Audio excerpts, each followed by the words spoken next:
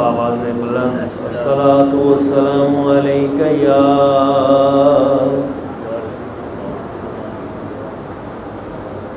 سیدی یا رسول اللہ الصلاۃ والسلام علیک یا سیدی یا حبیب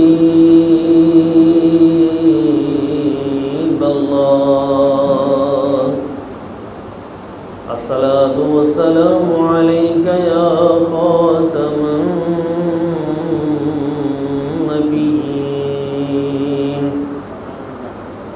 وعلی آلک واصحابک یا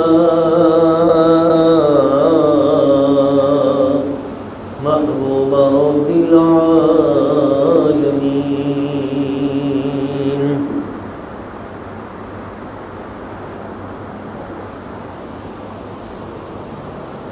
وہ کمال حسن حضور ہے کہ گمان نقص جہاں نہیں، یہی پھول خار سے دور ہے، یہی شمع ہے کہ دھواں نہیں، جب تک بکے نہ تھے تو کوئی پوچھتا نہ تھا، آقا آپ نے خرید کر ہمیں انمول کر دیا،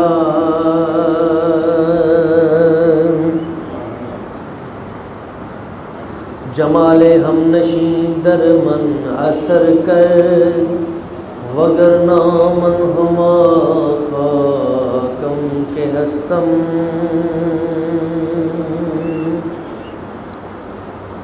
قوت عشق سے ہر پست کو بالا کر دے، دہر میں اس میں محمد سے اجالا کر دے صلی اللہ علیہ وآلہ وسلم، اور کی محمد سے وفا صلی اللہ علیہ وسلم، کی محمد سے وفا، تو نے تو ہم تیرے ہیں، یہ جہاں چیز ہے کیا لوح قلم تیرے ہیں، یہ جہاں چیز ہے کیا لوح قلم تیرے ہیں، محمد کی محبت صلی اللہ علیہ وآلہ وسلم، محمد کی محبت دین حق کی شرط اول ہے، اسی میں ہو اگر خامی تو سب کچھ نامکمل ہے۔ معزز احباب، عاشقان رسول، محبین مصطفیٰ کریم، اللہ کریم کی بارگاہ قدس میں دعا ہے وہ ذات لم یزل ہم سب کو معمولات نبویہ اپنانے کی توفیق اور سعادت عطا فرمائے۔ رمضان المبارک کا ہمیں زیادہ سے زیادہ احترام کرنے کی اور اس میں روزے رکھنے کی اور اس کی راتوں میں قیام کرنے کی توفیق اور سعادت عطا فرمائے، اور ہمیں اپنی شان کریمی کے لائق ہمارے گناہوں کو معاف کر کے ہمیں اپنی بارگاہ میں شرف قبولیت بخشے اور اپنے حبیب پاک کی سچی محبت و قربت بخشے، نیک لوگوں کی سنگت عطا فرمائے۔ معزز احباب، یہ رمضان المبارک کا دوسرا جمعۃ المبارک ہے، اور آج 10 رمضان المبارک بھی ہے۔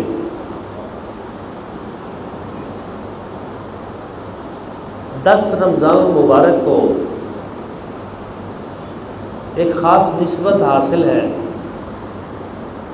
وہ نسبت ہے نبی اکرم صلی اللہ علیہ وآلہ وسلم حضور کی رفیقہ حیات زوجہ اول ملکۃ العرب حضرت سیدہ خدیجۃ الکبریٰ سلام اللہ علیہا، آپ کا یوم وصال بھی ہے 10 رمضان المبارک کو۔ تو اس مناسبت سے میں چند باتیں سیرت سیدہ خدیجۃ الکبریٰ سلام اللہ علیہا اور معمولات نبویہ صلی اللہ علیہ وآلہ وسلم آپ کے گوش گزار کرنے کی سعادت حاصل کروں گا۔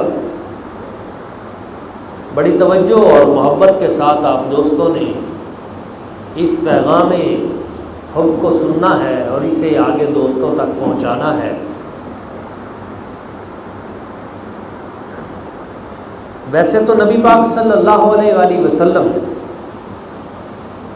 حضور کی ہر نسبت ہی عرفہ و اعلیٰ ہے، اور جس کے ساتھ جس کو حضور کی نسبت حاصل ہوتی گئی، اس نسبت نبویہ کے تصدق سے اس کے احوال بھی بدلتے گئے اور اس کا مقام بھی بدلتا گیا۔ حضور کی تمام ازواج مطہرات عظمتوں رفتوں کے مینار ہیں، اور قیامت تک کی خواتین کے لیے ان کا روشن کردار مینار نور ہے۔ ان تمام میں جو حضور کی پہلی بیوی ہیں، پہلی زوجہ خاتون اول، وہ حضرت سیدہ خدیجۃ الکبریٰ ہے سلام اللہ علیہ۔ آپ کے جو خصائص و کمالات ہیں وہ منفرد ہیں۔ ان کی سیرت سے ہمیں بہت سی چیزیں ملتی ہیں جنہیں اپنا کر ہم اپنے اپنے گھروں کے قبلے درست کر سکتے ہیں۔ ہماری خواتین کے لیے سیدہ خدیجۃ الکبریٰ رضی اللہ تعالی عنہا، آپ کی ذات بابرکات میں ہزارہا خیر کے پہلو موجود ہیں۔ اگر ہم ان کی سیرت سے کسب فیض کرتے ہوئے وہ معاملات اپنے گھروں میں رائج کریں تو ہماری گھریلو زندگی آسان بھی ہو سکتی ہے اور بابرکت بھی ہو سکتی ہے، اور ذریعہ نجات بھی بن سکتی ہے۔ حضرت خدیجۃ الکبریٰ رضی اللہ تعالی عنہا، آپ کے والد گرامی کا نام خویلد تھا۔ آپ کی سب سے بڑی جو صفت اور خصوصیت ہے، اسے اپنانے کی بہت زیادہ آج ضرورت موجود ہے، وہ ہے آپ کا لقب طاہرہ۔ سیدہ خدیجۃ الکبریٰ کا لقب طاہرہ، طاہر، پاک، پاکیزہ اور پاک کر دینے والی۔ نبی پاک صلی اللہ علیہ وآلہ وسلم آپ سے شادی کرنے سے قبل بھی حضرت سیدہ خدیجۃ الکبریٰ رضی اللہ تعالی عنہا، آپ کے 2 نکاح ہوئے تھے۔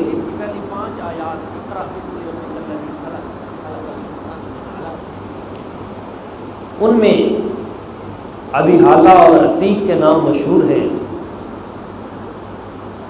ہند بن ابی حالہ،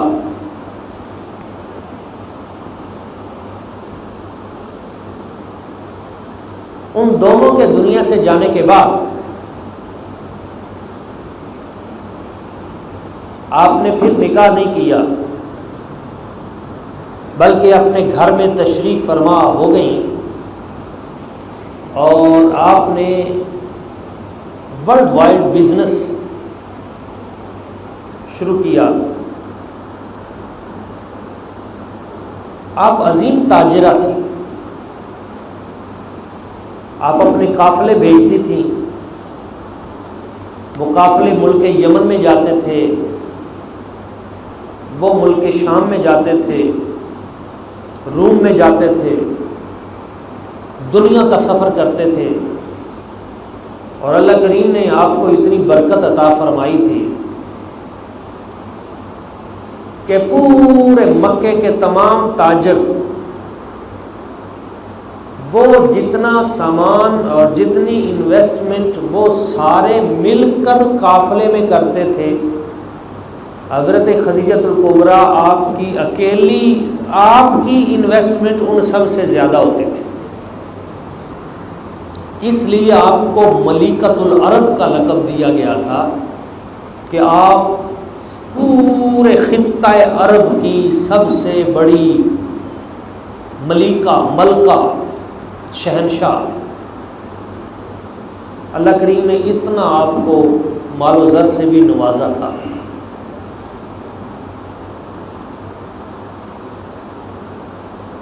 شادی سے پہلے اور شادی کے بعد آپ کا جو لقب مشہور تھا وہ طاہرہ تھا، پاکیزہ، پاک خاتون۔ اس دور کا جس وقت جائزہ لیتے ہیں تو وہ دور بڑا عجیب دور ہے۔ وہاں اس دور میں گناہ کرنا ندامت کا سبب نہیں ہوتا تھا، بلکہ اس دور کو اگر پڑھیں تو گناہ کرنا قابل فخر گنا جاتا تھا، گناہ پہ تفاخر کیا جاتا تھا۔ مگر اس ماحول میں بھی حضرت سیدہ پاک کا لقب طاہرہ چمک رہا تھا کہ آپ کا کردار سورج سے زیادہ روشن تھا۔ آپ خود کبھی تشریف نہیں لے گئی تھی ملک شام میں یا یمن میں یا وہاں تجارت کے لیے، نہیں، آپ اپنے آگے افراد ان کو بھیجا کرتی تھی اور ان غلاموں کے ذریعے اور خدام کے ذریعے آپ تجارت کرتی تھی، اور اللہ کریم نے آپ کو بے پناہ ذہانت و فطانت سے بھی نوازا تھا۔ جب نبی پاک صلی اللہ علیہ وآلہ وسلم کی عمر مبارک 25 سال ہوئی تو ایک دن جناب حضرت ابو طالب نے نبی پاک صلی اللہ علیہ وآلہ وسلم سے عرض کیا کہ میرے پیارے بھتیجے،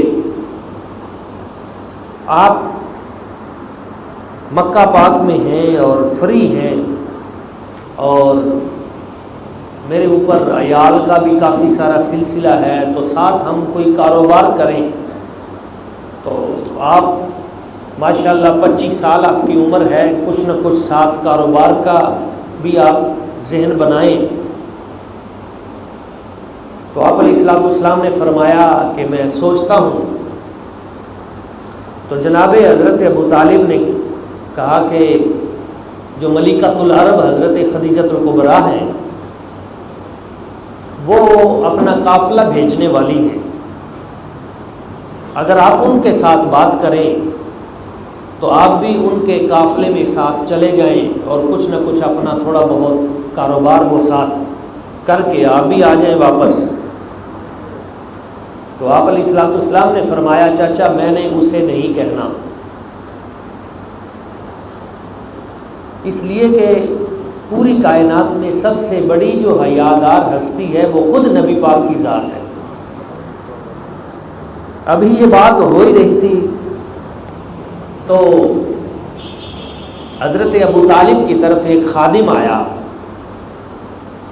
کہ جناب آپ کو حضرت خدیجۃ الکبریٰ طلب کر رہی ہیں، بلا رہی ہیں، کوئی کام ہے آپ سے۔ تو جناب ابو طالب آپ گئے تو حضرت سیدہ خدیجۃ الکبریٰ سلام اللہ علیہا نے انہیں کہا کہ آپ کے بھتیجے وہ مکہ میں ہیں، تو اگر انہیں کہیں کہ میں اپنا جتنا یہ قافلہ اس مرتبہ بھیجنا چاہتی ہوں، اگر یہ سارے کا سارا میں ان کے ہینڈ اوور کر دوں اور وہ سارے کے سارے قافلے کے مالک و مختار بن کر میری طرف سے مکمل اجازت کے ساتھ وہ میرا مال لے جائیں اور وہ خود مناسب جو ہے کاروبار وہاں کر کے اور جتنا بھی نفع مل جائے تو نفع میں آدھا آدھا ہم کر لیں گے، مٹیریل سارا میرا ہوگا، محنت ان کی ہوگی، اور جو منافع ہوگا وہ آدھا آدھا ہوگا۔ اسے شریعت میں بیع مضاربہ کہتے ہیں، اور نبی پاک صلی اللہ علیہ وسلم نے اپنی زندگی میں جو تجارت کی وہ بیع مضاربہ تھی۔ تو اس طرح ہم کر لیں، محنت ایک کی ہوگی، مٹیریل ایک کا ہوگا، انویسٹمنٹ ایک کی ہوگی، جو نفع ہوگا وہ دونوں کا نفع و نقصان برابر برابر۔ تو حضرت جناب ابو طالب جب آپ کے پاس آئے اور بتایا کہ مجھے جناب خدیجہ الکبریٰ کی طرف سے یہ پیغام ملا ہے، تو آپ پہلے تو آپ نے تو حضور نے فرمایا کہ یہ تو بہت اچھا ہو گیا، تو سرکار کو کہنا بھی نہ پڑا اور اللہ کریم نے اس کام بھی سیدھا کر دیا۔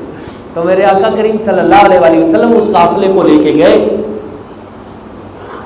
اس وقت حضرت خدیجہ الکبریٰ نے حضور کے ساتھ اپنا ایک خاص خادم جو تھا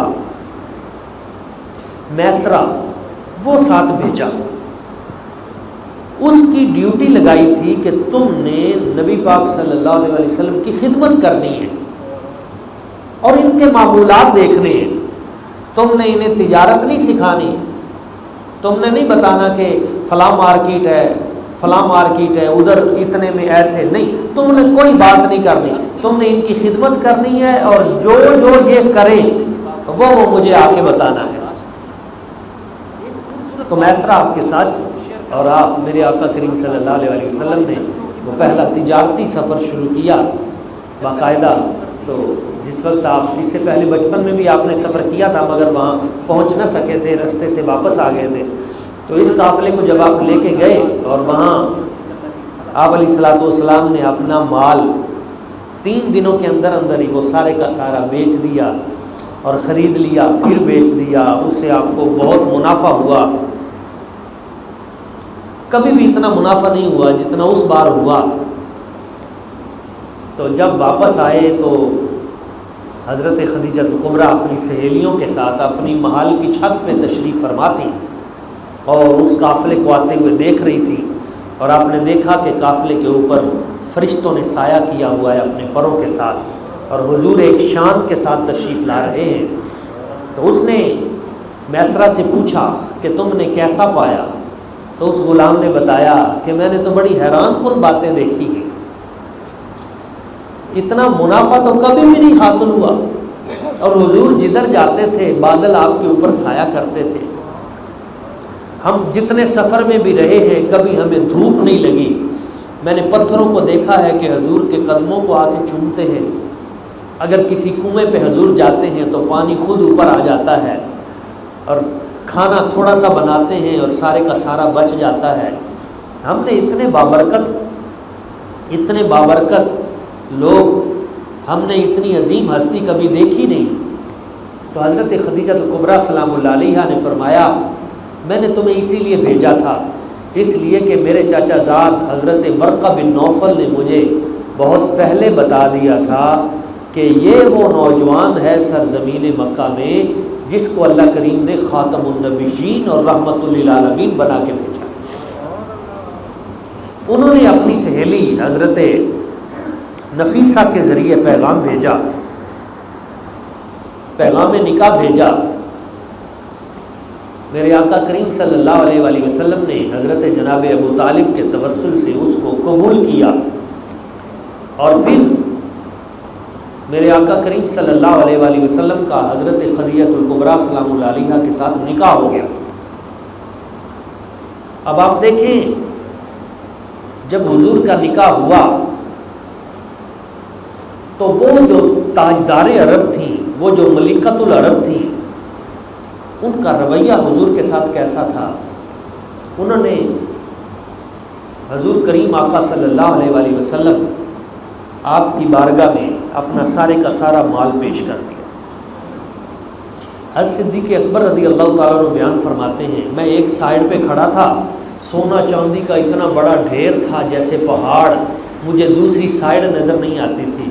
حضرت خدیجہ کبریٰ نے وہ سارے کا سارا حضور کے نبی پاک صلی اللہ علیہ وآلہ وسلم حضرت خدیجہ کے مال سے استعمال کرتے ہیں، نئے نئے غلاموں کو پیسہ دے کر مسلمان کرتے ہیں اور لوگوں کو دولت کے ذریعے اپنے قریب لاتے ہیں، تو یہ دولت تو حضرت خدیجہ کی ہے، تو آپ نے اپنی ساری دولت مکہ شریف سے حرم میں منگوائی، خانہ کعبہ شریف میں، سارے غلام اور سارے خدام اور کنیزیں اور سونا چاندی ہیرے جواہرات سب وہاں اکٹھے کر کے پورے مکے کے لوگوں کو بلایا اور فرمایا، تم میں سے جو یہ کہتا ہے کہ یہ مال میرا ہے وہ جھوٹ کہتا ہے، گواہ ہو جاؤ، میں نے یہ سارے کا سارا جو کچھ تھا یہ سب کچھ نبی پاک کی ذات کے حوالے کر دیا۔ اب دیکھیں آپ نبی پاک صلی اللہ علیہ وآلہ وسلم آپ کے ساتھ جب یہ رشتہ طے پا گیا، تعلق بن گیا، حضور کے گھر آ گئی، سب کچھ قربان کر دیا اور میرے آقا کریم صلی اللہ علیہ وسلم نے سب راہ خدا میں لٹا دیا۔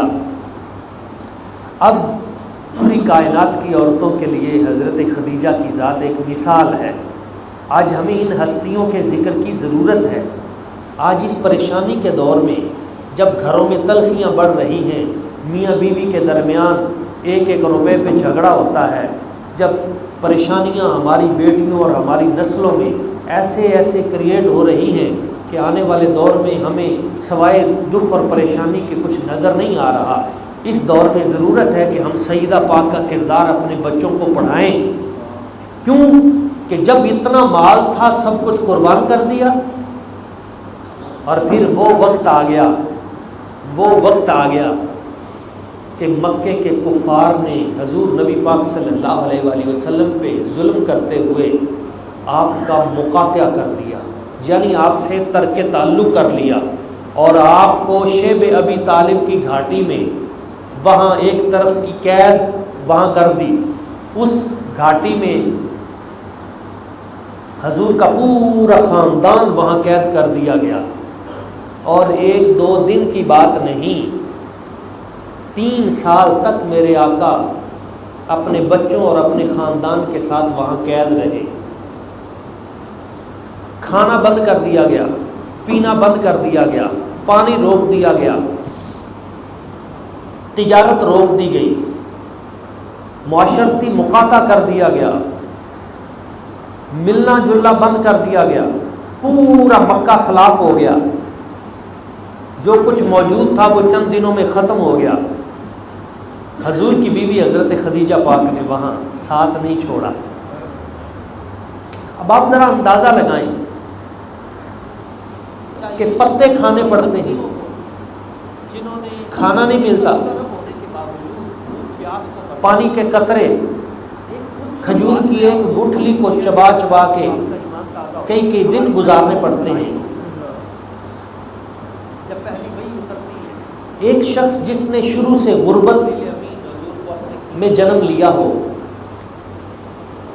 فاقہ کشی کے عالم میں پیدا ہوا ہو، وہ تو تلخ سے تلخ حالات کو قبول کر لیتا ہے، مگر جس نے زندگی میں بادشاہی دیکھی ہو اور ساری زندگی جس کے قافلے پوری دنیا پہ راج کرتے ہوں،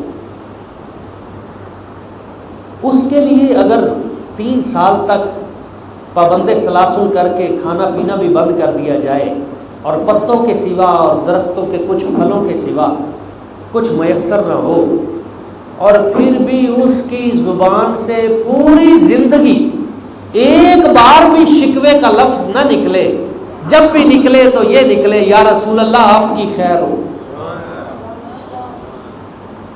میرے آقا آپ کی خیر ہو، حضور آپ کی خیر ہو، کبھی اپنے چہرے سے بھی پریشانی کا اظہار نہ ہونے دیا ہو، اس ہستی کو حضرت خدیجہ کبریٰ کہتے ہیں۔ اپنے بچوں کو یہ چیزیں پڑھائیں، اپنی بیٹیوں کو یہ سیرت پڑھائیں۔ آج لوگ بار بار رابطہ کرتے ہیں جی ایک دن تھوڑی سی لیٹ ہو گئی سبزی میں، ایک دن تھوڑا سا کھانے پینے میں کوئی مسئلہ بن گیا، یا موبائل کی وجہ سے میں نے دیکھا، ابھی میں نے پرسوں دیکھا ایک اخبار پہ کہ شوہر نے اپنی بیوی کو بیلنس نہیں کروایا، اس بنیاد پہ طلاقیں ہو رہی ہیں۔ ہم اپنے معاشرے کو کدھر لے کے جا رہے ہیں؟ قوت برداشت ختم ہوتی جا رہی ہے۔ اس دور میں ہمیں پڑھنا چاہیے ان ہستیوں کو جنہوں نے ملیکۃ العرب ہونے کے باوجود بھوک پیاس کو برداشت کیا۔ ایک خوبصورت بات میں آپ دوستوں کو شیئر کرنا چاہتا ہوں، آپ کا ایمان تازہ ہو، ہماری نسلوں کی بھلائی ہو۔ جب پہلی وحی اترتی ہے، جبریل امین حضور کو اپنے سینے سے لگاتے ہیں، قرآن مجید کی پہلی 5 آیات اقرأ بسم ربک الذی خلق خلق الانسان من علق جب یہ اترتی ہیں، اس پہ میں پھر کبھی گفتگو کروں گا۔ کل میرا پروگرام تھا جیو پہ اقرا کے حوالے سے، قلم کے حوالے سے، کہ قلم اور کتاب کی کیا اہمیت ہے۔ ہمارا اسلام تو وہ ہے جس کی پہلی وحی میں پڑھنا بھی ہے، پہلی وحی میں لکھنا بھی ہے۔ جب یہ وحی نازل ہوئی تو حضور علیہ الصلوۃ والسلام آپ کو پسینہ آ گیا، اس لیے کہ یہ وہ بوجھ تھا جس کو کائنات کے پہاڑوں نے بھی اٹھانے سے انکار کر دیا تھا، کائنات کے فرشتوں نے بھی اس بوجھ کو اٹھانے سے انکار کر دیا تھا۔ اس بوجھ کو اٹھایا تو حضور کے سینے نے اٹھایا، یہ وحی الہی کا بوجھ تھا۔ تو آپ کو پسینہ آیا اور آپ اسی کیفیت میں جب گھر آئے تو حضرت خدیجہ پاک نے آپ کا چہرہ دیکھا تو دیکھتے ہی آپ کو معلوم ہو گیا کہ آج میرے شوہر نامدار آپ کچھ پریشان ہیں، آپ پہ پسینے کے قطرات ہیں۔ تو فوری عرض کیا حضور خیریت تو ہے، کیا پریشانی ہے؟ تو حضور نے فرمایا آج ایک فرشتہ آیا اور وہ مجھ پہ یہ ناموس لے کے آیا، زملونی زملونی، مجھے کمبل اڑا دو، مجھے کمبل اڑا دو۔ اب یہ چیز ہمیں سوچنی چاہیے، اپنے بچوں کو بتانی چاہیے، اپنی بیٹیوں کو بتانی چاہیے۔ شوہر باہر سے پریشان آئے تو اس کے چہرے سے اسے اندازہ ہو جائے کہ اس وقت اس کو میری طرف سے حوصلے اور خدمت کی ضرورت ہے۔ گھر کے اندر اگر تلخی بھی ہے تو وہ نہ بیان کی جائے، یعنی پریشان کے آگے پریشانی نہ رکھی جائے، اس کو حوصلہ دیا جائے۔ کیا کیا سیدہ پاک نے؟ عرض کیا حضور آپ پریشان کیوں ہیں؟ حضور نے فرمایا یہ میرے اوپر آج آیات کا نزول ہوا ہے، ایک فرشتہ آیا ہے اور اس طرح تو مجھے کمبل اڑا دو۔ تو حضرت سیدہ پاک نے پتہ کیا کہا؟ عرض کی حضور یہ آپ کے 5 جملے ہیں حضرت خدیجہ پاک کے، میں کہتا ہوں پوری کائنات کے لٹریچر اور کتابیں ایک پلڑے میں رکھ دیے جائیں، سیدہ خدیجہ پاک کے یہ 5 جملے ایک پلڑے میں رکھ دیے جائیں، قیامت تک کے سارے دنیا کے ادب ایک طرف ہو، یہ 5 جملے سیدہ خدیجہ پاک کے پوری کائنات کے ادب اور فنون سے اعلیٰ ہے۔ سنیے وہ جملے کیا ہیں۔ جب حضور نے بتایا تو فرمایا، عرض کیا حضور آپ پریشان نہ ہوں، واللہ لا یخزیک اللہ ابدا، حضور اللہ تعالیٰ آپ کو کبھی پریشان نہیں ہونے دے گا۔ پہلا حوصلہ، اللہ آپ کو کبھی بھی پریشان نہیں ہونے دے گا، نہ پریشان نہ ہو حضور۔ کیوں؟ انک لتصل الرحم، حضور آپ رشتے جوڑنے والے ہیں، آپ کون سا رشتے توڑتے ہیں، آپ تو جوڑنے والے ہیں، آپ کو کیا ہوگا، آپ کو بالکل پریشانی کی ضرورت نہیں ہے۔ یہ جس بندے میں یہ 5 خوبیاں ہوں گی، صوفیاء فرماتے ہیں جس بندے میں یہ 5 خوبیاں ہوں گی، ابھی اعلان نبوت نہیں کیا حضور نے، پہلی وہی نازل ہوئی ہے اور اس سے پہلے حضور کی جو 5 خوبیاں سیدہ پاک نے بیان کی ہیں، یہ 5 خوبیاں جس بندے میں ہوں گی اللہ تعالیٰ اسے کبھی رسوا نہیں ہونے دے گا، کبھی تباہ نہیں ہونے دے گا۔ کیا؟ پہلی خوبی انک لتصل الرحم، حضور آپ رشتے جوڑنے والے ہیں۔ وتحمل الکل، حضور آپ بے روزگاروں کا بوجھ اٹھانے والے ہیں۔ وتکسب المعدوم، حضور جس کے پاس کچھ نہیں ہوتا آپ کے در سے وہ کبھی خالی نہیں گیا، آپ اسے دے کے بھیجتے ہیں۔ وَتُقْرِيَ الضَّيْفَ، حضور آپ کے ہاں مہمان کھانا کھائے بغیر کبھی نہیں پلٹا زندگی میں، آپ ہمیشہ کھلا کے بھیجتے ہیں۔ وَتُعِينُ عَلَى نَوَائِبِ الْحَقِّ، اور حق کے رستے میں آنے والی مشکلات میں آپ ہمیشہ لوگوں کے ساتھ تعاون کرتے ہیں، آپ لوگوں کی بھلائی اور خیر خواہی کا کام کرتے ہیں۔ تو یہ 5 کو خوبیاں ہیں حضور، اللہ تعالیٰ آپ کو پریشان نہیں ہونے دے گا۔ تو سب سے خوبصورت بات، ان 5 خوبیوں کو اپنے اندر پیدا کیجئے، یہ سیدہ پاک کے جملے ہیں۔ اور دوسری چیز یہ کہ اپنے گھروں میں یہ تربیت سیدہ پاک کی ضروری ہے کہ جب بھی کبھی شوہر اور میاں بیوی ان میں سے کوئی پریشان ہو تو دوسرا شخص اس کی پریشانی کو بڑھانے کی بجائے اس کی پریشانی کو کم کرنے کے لیے اسے حوصلہ دے، اس کی پریشانی کو کم کرے۔ اگر مریض ہے تب بھی پریشانی کم کرے، اگر غربت ہے تو تب بھی اس کو حوصلہ دے۔ بیویوں کا حق زیادہ بنتا ہے کہ وہ اپنے شوہر کو مشکل حالات میں، جب کاروباری حالات ابتر ہوں، کرونا بھی ہو، بے روزگاری بھی ہو، تو اس وقت وہ ان کو حوصلہ دے۔ اور بیوی اگر ٹھیک ہو تو شوہر کبھی گناہ کر بھی نہیں سکتا، اس لیے کہ اگر ایک شخص کی تنخواہ 40,000 ہے اور وہ اپنے گھر میں روزانہ 40,000 لے کے آ رہا ہے تو وہ کیوں لے کے آ رہا ہے؟ بیوی جب فرمائش کرے گی، بے تکی فرمائش کہ مجھے یہ بھی چاہیے، مجھے یہ بھی چاہیے، مجھے یہ بھی چاہیے، تو نتیجہ کیا ہوگا؟ شوہر حلال چھوڑ کر حرام کی طرف رخ کرے گا۔ اور اگر بیوی اپنے شوہر کو ایک بار کہہ دے کہ مجھے حلال لا کے دینا، اگرچہ 1 روپیہ ہو، حرام میرے گھر میں نہ آئے، نہ مجھے ضرورت ہے، نہ میں اپنے بچوں پہ حرام خرچ کروں گی، تو شوہر کبھی بھی باہر حرام کام نہیں کرے گا۔ سیدہ خدیجہ پاک کا یہ جملہ، میرے آقا کریم صلی اللہ علیہ وآلہ وسلم حضور کی بارگاہ میں جبریل امین آئے، وقت چونکہ اپنے اختتام کو پہنچ گیا، میں اپنی گفتگو سمیٹتا ہوں۔ حضور نے فرمایا، اے خدیجہ پاک، آج جبریل آئے اور جبریل نے آ کے مجھے کہا کہ حضور خدیجہ آپ کے لیے کھانا لے کے پہاڑ پہ چڑھ رہی تھی، اسے سلام بھیجا۔ تو جب حضور نے حضرت خدیجہ سلام اللہ علیہ کو کہا نا کہ اے خدیجہ آج اللہ پاک تمہیں سلام کہہ رہا ہے، تو آپ رونے لگی، اور رو کے جو کہا، عرض کیا حضور اب میں اللہ تعالیٰ سے کیا کہوں؟ اللہ تعالیٰ تو خود سلام ہے، اس کے ناموں میں السلام بھی اس کا نام ہے، تو اللہ تعالیٰ کو میں کیا کہوں؟ ہاں جبریل کو میرا سلام کہہ دو۔ تو میرے سرکار نے جبریل امین کو حضرت خدیجہ پاک کا سلام کہا۔ جب دنیا سے جانے لگی تو حضور کی بارگاہ میں عرض کی، حضور مجھے کچھ نہیں چاہیے، آپ کی یہ جو چادر ہے نا کندھے پہ آپ نے رکھی ہوئی، مجھے اس میں کفن دے دیں۔ تو حضور نے فرمایا، لو اردت جلدی لا اعطیتک یا خدیجہ، اگر تم مجھ سے میری کھال مانگتی تو میں اپنی یہ کھال بھی اتار کے تمہیں دے دیتا۔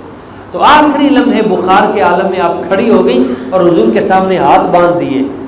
تو حضور نے فرمایا، آپ اس طرح کیوں کھڑی ہو گئی ہیں؟ تو عرض کی، حضور میں آپ کی خادمہ ہوں، میں آپ کی خادمہ ہوں، میں نے آپ کی خدمت کی ہے مگر خدمت کا حق ادا نہیں کر سکی۔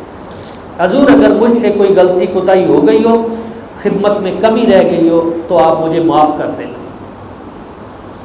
میرے آقا کریم صلی اللہ علیہ وسلم آپ کا ہمیشہ ذکر عمدہ الفاظ سے کرتے تھے۔